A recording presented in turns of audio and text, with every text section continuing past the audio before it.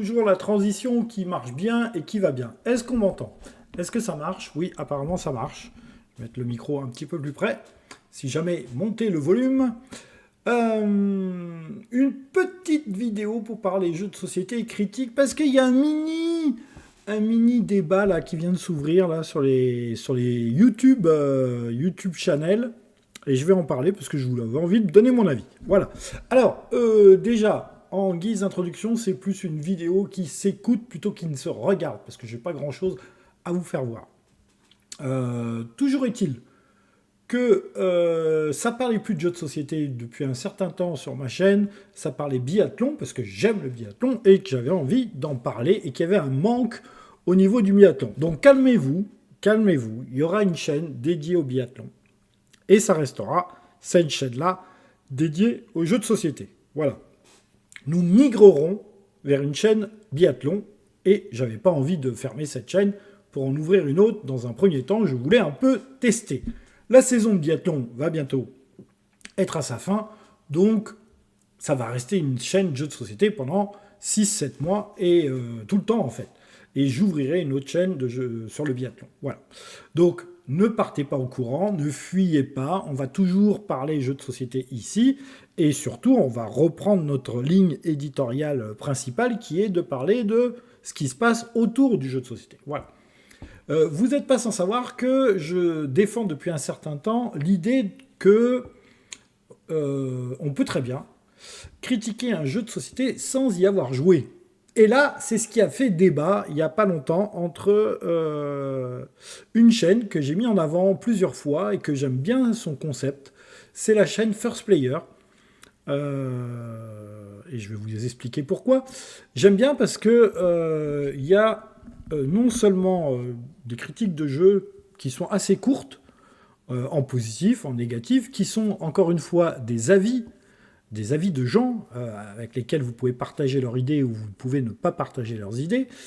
Et puis il y a des rubriques que j'aime bien qui sont à l'intérieur de ces débats. Souvent il y a des tenanciers de jeux de société qui sont donc des vendeurs de jeux de société, et qui nous expliquent, qui nous font voir un peu le marché. C'est-à-dire, ils nous disent, bon, bah, tel jeu, moi, j'en prends 6 boîtes, tel autre jeu, j'en prends 12, tel autre jeu, tiens, il sort ce mois-ci, ah, ben, moi, j'en prends pas, etc. Et ces gens-là, ils se font déjà un avis et une critique sur certains. J'y ai pas joué, donc du coup, j'en prends pas, parce que le pitch m'a pas paru super... voilà, ça m'a pas émoustillé, donc j'en prends pas, etc. Donc c'est déjà, si vous voulez, des opinions, des idées sur les jeux, qu'ils y aient joué ou qu'ils y aient pas joué, ça nous donne une petite tendance. Et puis il y en a d'autres où ils vont vous dire, ça j'y ai joué, ça a l'air excellent, ça je pense que ça va marcher avec ma clientèle, j'en prends 24 boîtes ou j'en prends 18 boîtes, etc. Donc déjà, on a une petite tendance. J'ai regardé pas mal de ces vidéos, j'ai pas tout regardé, j'ai regardé pas mal de ces vidéos, mais on est loin des j'en prends 200 boîtes ou j'en prends 300 boîtes. Hein. Donc déjà là, si on avait un a priori sur le fait que les boutiques de jeux vendent des milliers de boîtes, ça n'a pas l'air d'être trop le cas quand même. Hein. Les quantités me semblent très infimes, très infimes. Moi j'ai dû voir, je pense le maximum, c'est peut-être, je sais pas, 48 boîtes, quelque chose comme ça. 48 boîtes d'un jeu à 7 balles ou d'un jeu à 8 euros par exemple. Donc ça veut dire que la tendance, c'est quand même pas des volumes très conséquents. C'est le premier truc qui m'a interpellé. C'est qu'en fait, des fois, un jeu qui sort, s'ils en prennent 6 boîtes, c'est le bout du monde, quoi. Ça veut dire qu'on en vend 6 exemplaires. Ça veut dire qu'on n'en vend pas tant que ça, en fait. Hein. Si on multiplie par le nombre de boutiques en France, un jeu qui s'édite à 2000 boîtes, c'est le bout du monde. Hein. 3000 boîtes, on est bien déjà. Hein. 3000 boîtes, on est bien. Donc toujours est-il pour ça, pour quand même que les gens soient pas trop en décalage, on est quand même dans un milieu où on est quand même dans une niche, et la niche, elle est très petite quand même. Hein. Elle est très petite. Alors ok, c'est pas les commandes de Philibert ou les commandes du Passe-Temps ou d'énormes réseaux de boutiques monstrueuses, telles des pieuvres qui étendent là leurs bras sur l'univers du jeu de société. Non, non, c'est pas du tout ça. Donc il faut mesure garder. Voilà. Et donc là, il y a eu un petit débat sur... et c'est pour ça que vous voyez ma couverture, parce que il y a 2 jeux. Donc il y a un jeu où j'y ai pas joué du tout et un jeu où j'y ai joué et je vais vous émettre des critiques sur ces deux jeux-là. Mais pour que vous puissiez comprendre pourquoi j'en suis là et pourquoi je vous fais une vidéo sur ce thème, c'est que donc quelqu'un a critiqué le jeu Blood of the Clock Tower. C'était First Player, là, le monsieur, là, Joël, je crois, c'est son prénom. Excuse-moi pour le freeze. Du coup, il y a pas de il y a matinale, il y a la reprise, il n'y a pas de repos pour les braves. Voilà, alors les intervenants ne sont pas toujours les mêmes, etc. Il y a Anso, il y a Fred, là, en l'occurrence. Et donc, dans leur vidéo, ils ont une rubrique à un moment qui s'appelle surcoté, sous-coté. Voilà. Et dans le surcoté, à un moment, ils abordent le cas de Blood of the Clock Tower. Voilà, Blood of the Clock Tower. Donc, et il le classe dans les surcotés. Et il dit à un moment qu'il n'a pas joué. Mais il le classe dans les surcotés, il a vu des parties à côté, machin, il en a entendu parler, et ceci et cela. Alors, c'est pas la critique du jeu, il dit juste que c'est surcoté. Déjà, voilà, il dit juste que c'est surcoté. Moi, objectivement, quand je vois, je dis pas que c'est surcoté, je dis que c'est une arnaque commerciale. Voilà, donc moi, je vais encore plus loin que lui. Je dis que c'est un jeu qui est vendu environ 150 balles, 130 peut-être, allez, si vous avez des réductions à droite et à gauche, on va dire 130. À l'intérieur, c'est du vide absolu. Vous avez des jetons de poker. Vous avez un dos de boîte un petit peu avec un aspect velours, etc. Mais bon, il n'y a absolument rien qui justifie le prix, à part peut-être l'idée du jeu. Mais l'idée du jeu, c'est un loup-garou où on peut parler. Et là, je reprends le cas de Joël, qui le dit dans sa vidéo, de First Player, qui le dit dans sa vidéo. C'est un loup-garou où on peut parler. C'est un loup-garou où, une fois qu'on est mort, on continue de jouer. Mais c'est surtout un loup-garou où vous êtes très, mais alors je dis bien très dépendant du MJ. Voilà. Et donc, à ce prix-là, à 150 balles, je vais ressortir la blague qui a été faite, puisqu'elle n'est pas de moi. Mais à ce prix-là, à 150 balles, bah, vous cherchez bien dans la boîte si le MJ est vendu avec. Hein. Vous ouvrez votre boîte dans tous les sens pour voir si le maître de jeu est vendu avec. Voilà. Donc je m'étonne. Voilà, moi je m'étonne. Et donc, sur les recettes ludiques, Ben a fait une très bonne vidéo, une excellente vidéo, où il reproche un peu cette tendance qu'ont certains youtubeurs à critiquer un jeu alors qu'ils n'y ont pas joué.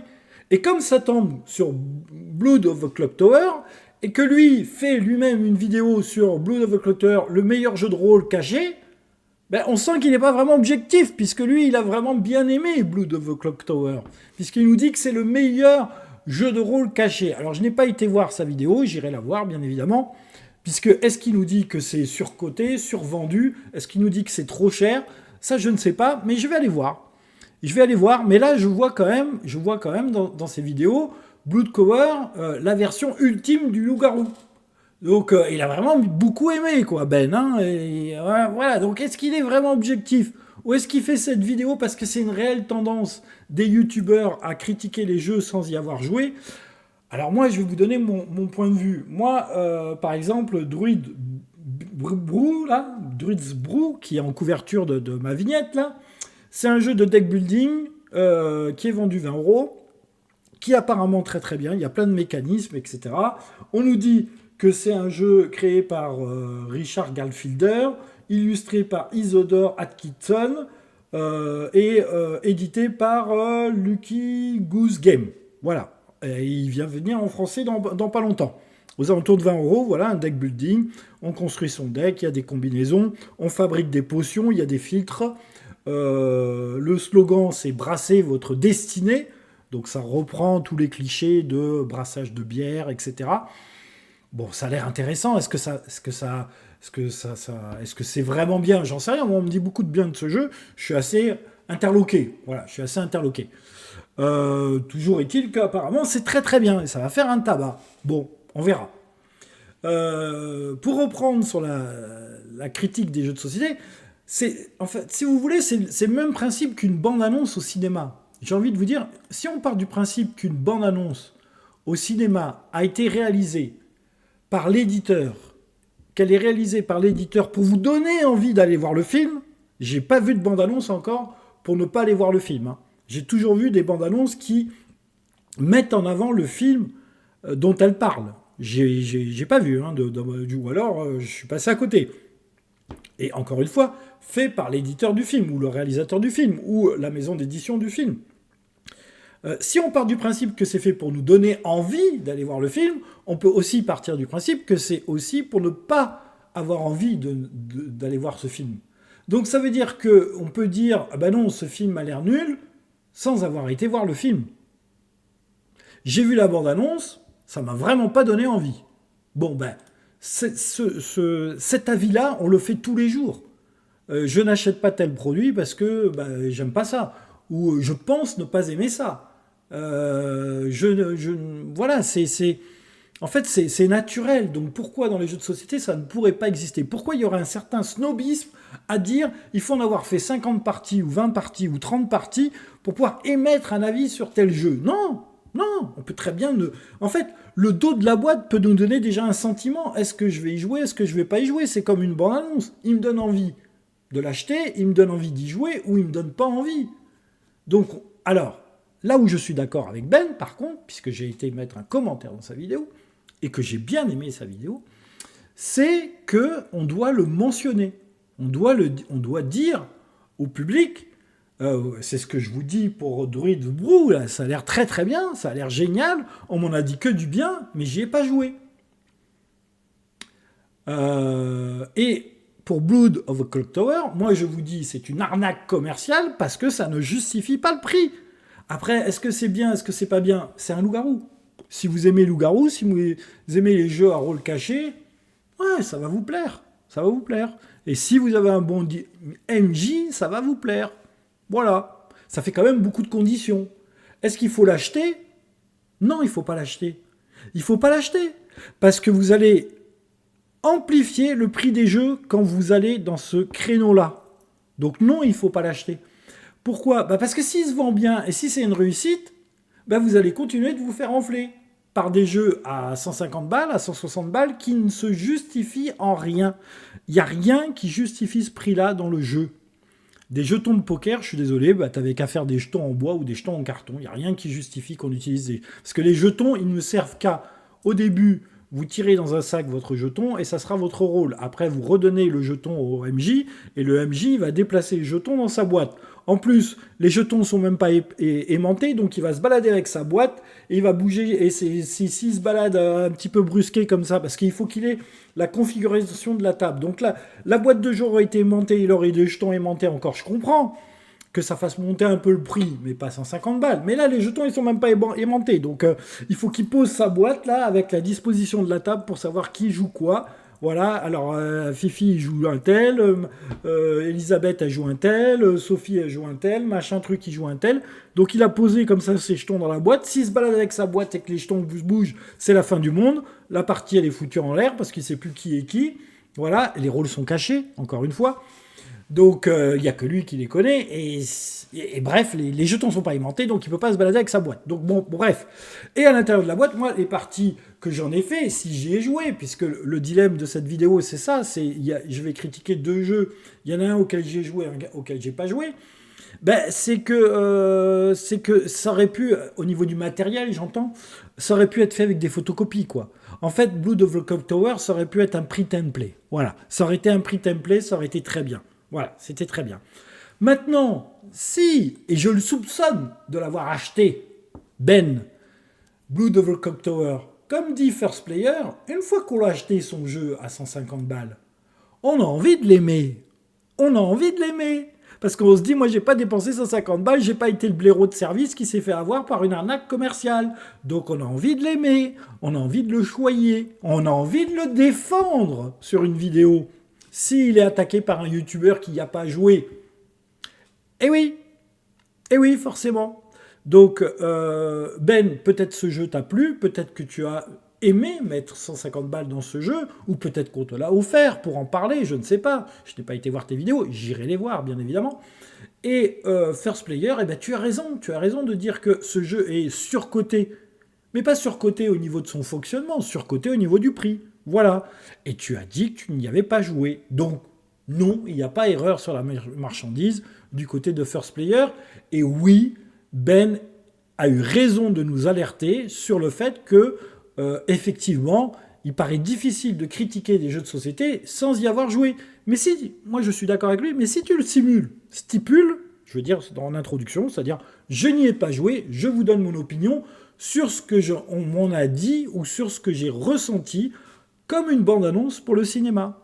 Je suis désolé, j'ai vu la bande-annonce de Monsieur le maire, ça ne m'a pas donné du tout envie d'aller le voir, et j'ai même, dans ma tête, classé ça dans film français navet 2025. Voilà. Mais peut-être que c'est un très bon film. Peut-être que c'est excellent. Peut-être que je suis passé à côté de quelque chose. Honnêtement, je ne pense pas. Je ne pense pas. Donc voilà. Donc j'avais envie quand même de faire cette vidéo pour dire oui, on peut critiquer les jeux de société sans y avoir joué. Si on nous en a parlé, si on nous en a fait un pitch, si on a lu le dos de la boîte, etc. Et intentionnellement, on le fait de toute façon. On le fait de toute façon. Et puis ça nous aide peut-être à ne pas nous tromper aussi quand on achète un jeu de société. Donc oui, la critique n'est pas forcément objective. La critique est subjective. La critique ne repose pas forcément sur des milliers de parties, sur des millions de parties, sur des centaines de milliers de parties. Non. On peut avoir une critique, comme on dit, instinctive. Voilà. Non, ce jeu ne me donne pas envie. Ou non, je ne pense pas que ces mécanismes vont me convenir. Ça n'engage que moi, encore une fois. Et c'est mon avis personnel. Et je voulais vous le partager. Voilà. Donc, sur ce, vous pouvez bien évidemment commenter, partager, faire bouger les trucs de YouTube. YouTube aime que les trucs bougent. Allez voir les vidéos de First Player. Allez voir les vidéos des recettes ludiques. Voilà, ce sont deux grosses chaînes qui n'ont absolument pas besoin de moi. Une à 7000 abonnés, une à 9000 abonnés. Qui n'ont absolument pas besoin de moi pour que je leur fasse de la pub. Ils sont bien grands pour ça.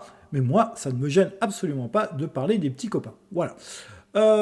Sur ce, critiquons les jeux de société. Et surtout, je vais aller tester Druid Brew, puisque j'ai reçu ma boîte. Et donc, c'est ce deck building. Je ferai sûrement un open the box et je vous ferai voir ce qu'il y a à l'intérieur. Mais il n'y a que des cartes, hein, de toute façon, à l'intérieur. C'est un deck building, il n'y a que des cartes. Et il y a des combos dans tous les sens. Et apparemment, on fabrique des potions, etc. Et on nous dit qu'en plus de ça, c'est des potions que si tu le fais pour de vrai, ça va marcher. Donc, il y a des filtres d'amour pour tomber amoureux. Il y a des filtres de passivité pour ne pas être agressif. Il y a des filtres de compréhension pour comprendre ce que les autres veulent dire si ça vous paraît incompréhensible. Donc ça a l'air d'être très rigolo comme potion. Donc bref, il a l'air très intéressant ce jeu. On y reviendra dans une prochaine vidéo à Druid's Brew. Excusez mon anglais, ça veut dire bière. Hein, donc je ne sais pas comment ça sera traduit en français, les druides de la bière ou la confection de la bière. Je ne sais, ou brasser son destin, ça je pense que ça va rester. Hein, le petit slogan là qu'il y a sur le côté de la boîte. Mais après, le reste, je ne sais pas comment ils vont le traduire. Voilà. Donc, voilà. Toujours est-il que c'était une petite vidéo, un quart d'heure, 20 minutes, grand maximum. Sur ce, amusez-vous bien. J'aurais pu vous parler de plein d'autres choses. Ce week-end, par exemple, c'était Blagnac Joue. Et Blagnac Joue, c'était très, très bien. Un festival de jeux de société où j'étais bénévole et où j'ai expliqué Rebirth au moins 6 fois dans la journée, et je suis un peu fatigué d'expliquer Rebirth. Voilà. J'ai expliqué aussi Eternal Deck. L'explication de un Eternal Deck vaut 3 Rebirth. Voilà.